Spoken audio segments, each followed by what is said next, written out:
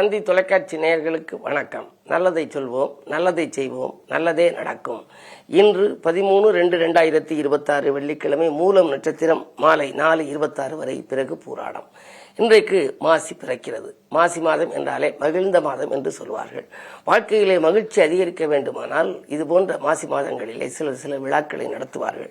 பொதுவாக ஆலய வழிபாட்டை மாதத்தின் முதல் நாளிலோ அல்லது மாதத்தின் முதல் வாரத்திலோ நீங்கள் வைத்துக் கொள்ள வேண்டும்.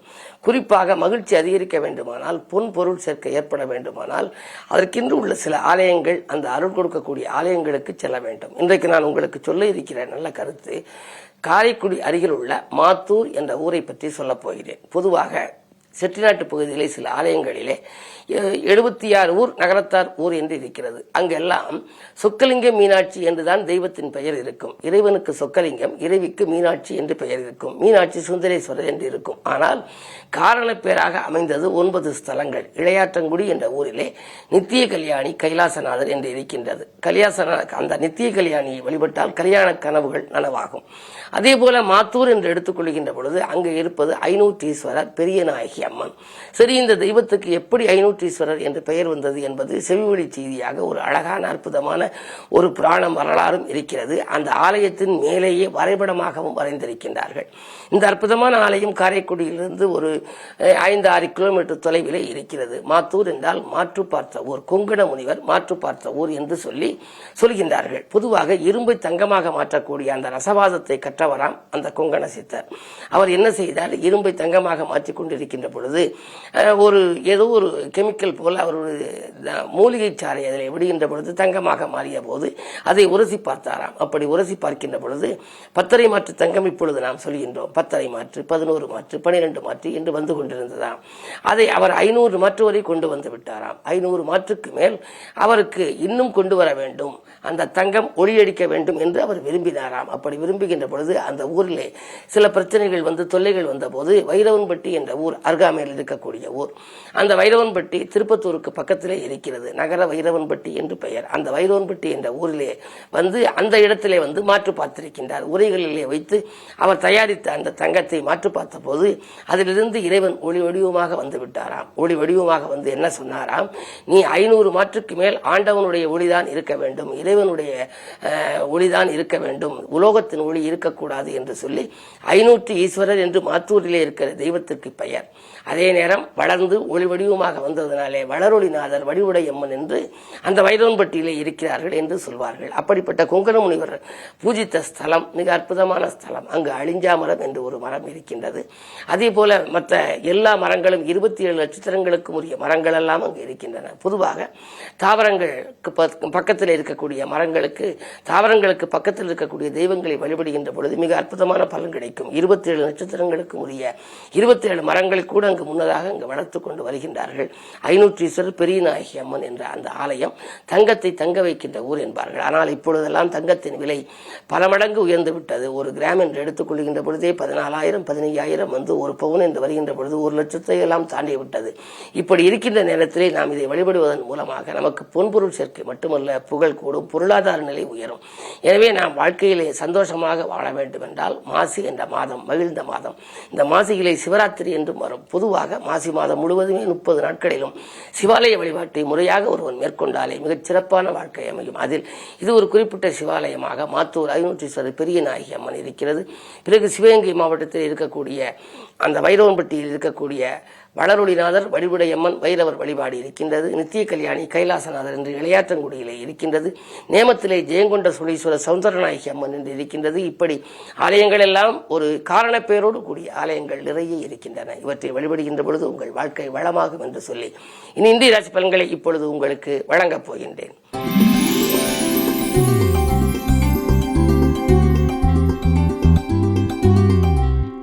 மேசராசி நேயர்களே, உங்களுக்கு இன்று அற்புதமான நாள், யோகமான நாள். உங்களுடைய ராசிநாதன் உச்சம் பெற்றிருக்கின்றார். எனவே அச்சமில்லாத வாழ்க்கைக்கு அடித்தளம் அமைத்துக் கொள்வீர்கள். துணிவும் தன்னம்பிக்கையும் கூடும். துயரங்கள் தானாகவே விலகும். தொழில் வளம் மிகச் சிறப்பாக இருக்கிறது. லாபம் எதிர்பார்த்தபடி கிடைக்கும். இந்த நாள் நல்ல நாள்.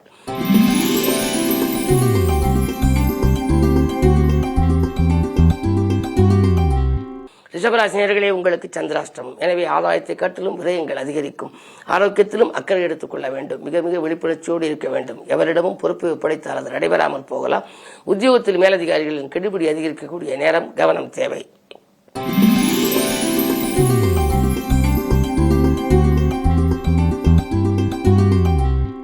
மிதுனராசினியர்களே, உங்களுக்கு ராசியிலேயே குரு 10க்கு அதிபதி குரு இருப்பதனாலே உத்தியோகத்தை விட்டு வெளியில் தானாக ஏதாவது விஐபிக்கள் ஒத்துழைப்போடு ஏதாவது தொழில் செய்யலாமா என்று சிந்திப்பீர்கள். பொதுவாக விருப்ப ஓய்வில் வெளிவந்து சுயதொழில் தொடங்கும் நேரமாக கூட இந்த நேரத்தை கருதலாம். இன்னும் சனிப்பெயர்ச்சிக்கு பின்னாலே உங்களுக்கு மிக அற்புதமான பலன்கள் நடைபெற இருக்கின்றது. அதுவரை கொஞ்சம் பொறுமையாக இருக்க வேண்டும். இன்று நல்லவர்களின் தொடர்பால் உங்களுக்கு நலம் கிடைக்கும், வளம் கிடைக்கும். நாட்டுப்பற்று மிக்கவர்களின் ஒத்துழைப்பால் வீட்டு பிரச்சனைகளையும் தீர்த்துக் கொள்வீர்கள். இந்த நாள் நல்ல நாள்.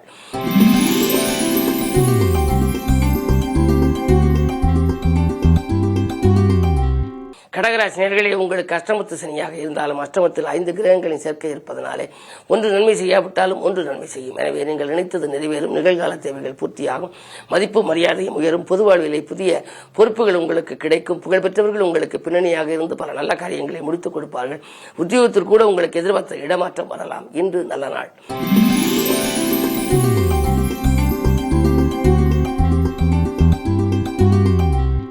சிம்மராசினியர்களே, கண்டகச்சனையின் ஆதிக்கம், அதோடு 5 கிரகங்கள் சேர்க்கை. எனவே மிக மிக கவனமாக இருக்க வேண்டும். ஆரோக்கிய தொல்லைகள் அதிகரிக்கும். உறவினர் பகை உருவாகலாம். நண்பர்கள் கூட உங்களுக்கு அதை செய்கிறோம் இதை செய்கிறோம் என்று சொல்லி கடைசி நேரத்தில் கையை விதிக்கலாம். இதிலும் நீங்கள் ஏமாற்றத்தை சந்திக்கக்கூடிய நாள் என்பதை நினைவில் கொள்ளுங்கள்.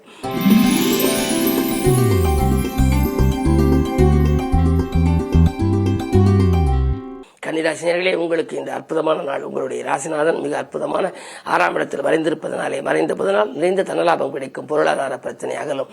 திட்டமிட்ட காரியத்தை திடீரென மாற்றம் செய்வீர்கள். உடல்நலத்தில் உங்களுக்கு அச்சுறுத்தல் தோன்றியது இன்று தீரும். மாற்று மருத்துவத்தார் உடல்நலத்தை சீராக்கிக் கொள்வீர்கள். வாழ்க்கை தேவைகள் பூர்த்தியாகும். இந்த நாள் நல்ல நாள்.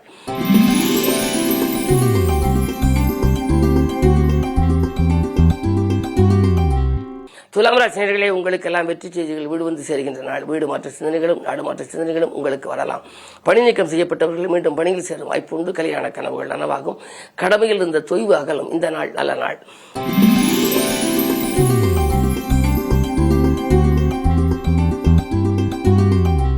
விருச்சிக ராசி நேயர்களே, உங்களுக்கெல்லாம் விருப்பங்கள் நிறைவேறுகின்ற நாள். நல்ல திருப்பங்கள் உருவாகும்.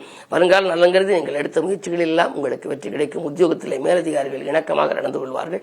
கேட்ட சலுகைகளை உங்களுக்கு தருவார்கள். சொத்துக்கள் வாங்குவது, இடங்கள் வாங்குவது, உடன்பிறப்புகள் ஒத்துழைப்போடு நீங்கள் அதை செய்யக்கூடிய வாய்ப்பாக இன்று வருகிறது.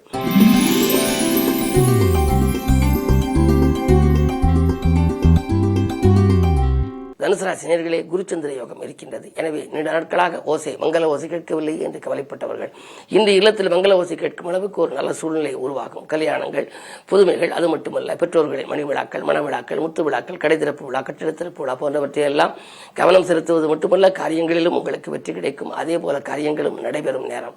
எனவே நீங்கள் எடுக்கும் புது முயற்சிகள் எல்லாம் இன்று வெற்றி கிடைக்கப் போகின்றது. உறவுகள் கூட இதுவரை பகையாகி இருந்தது இன்று நட்பாகலாம். இன்று நல்ல நாள். பொருளாதாரம் திருப்தி தரும் நாள்.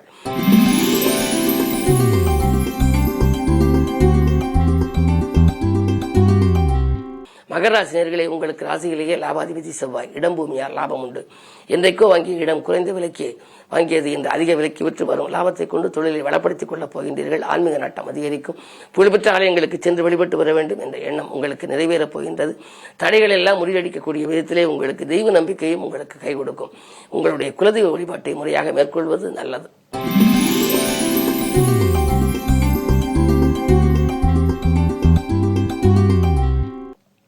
கும்பராசினியர்களே, கூட்டு கிரக யோகம். ஒரு கிரகம் செய்யாவிட்டாலும் மற்றொரு கிரகம் செய்யும். சனி, ராகு, சூரியன், புதன், சுக்கிரன் இத்தனை கிரகங்களும் இணைந்திருக்கின்றன. எனவே நல்லது நடக்கும். நம்பிக்கையோடு நீங்கள் இருக்கலாம். காசு பண புழக்கம் அதிகரிக்கும். அதே நேரத்தில் உங்களுக்கு துயரங்கள் துள்ளி ஓட செய்யும் விதத்திலே கிரக நிலைகள் சாதகமாகவே விளங்குகின்றன. எனவே வந்த துயரங்கள் வாயிலோடு நிற்கும். கல்யாணம் போன்ற புது முயற்சிகளில் நீங்கள் ஈடுபட்டால், அதாவது சுப செய்திகள் வீட்டுக்கு வந்த வண்ணமாக இருக்கும் நாள். குருவினுடைய பார்வை ராசியில் பதிகிறது. குரு பார்வை இருந்தாலே காலங்காலமாக நடைபெறாத சில நல்ல காரியங்கள் இன்று நடைபெறலாம். எனவே பிள்ளைகளின் கல்யாண கனவுகளை நனவாக்குவீர்கள். அயல்நாடு செல்லும் முயற்சியில் ஆதாயம் உங்களுக்கு கிடைக்கும். இதுபோன்ற நல்ல நாட்களை நீங்கள் வெள்ளிக்கிழமை என்பதனாலே இன்று அம்பிகையையும் நீங்கள் வழிபட்டால் நல்லது நடக்கும்.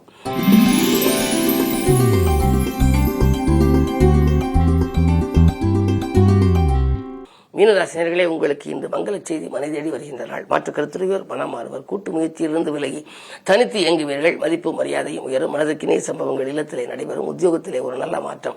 நீங்கள் எந்த மாற்றம் எதிர்பார்த்தீர்களோ அந்த மாற்றம் உங்களுக்கு வரலாம். குடும்ப பிரச்சனை, கொடிகட்டி பறந்த பிரச்சனை படிப்படியாக மாறலாம். பகையாக இருந்தவர்கள் உறவாகும் நாளாக இந்த நாள் அமைகின்றது. இன்று இனிய நாள். மேலும் விவரங்கள் அறிய தினத்தந்தி படியுங்கள்.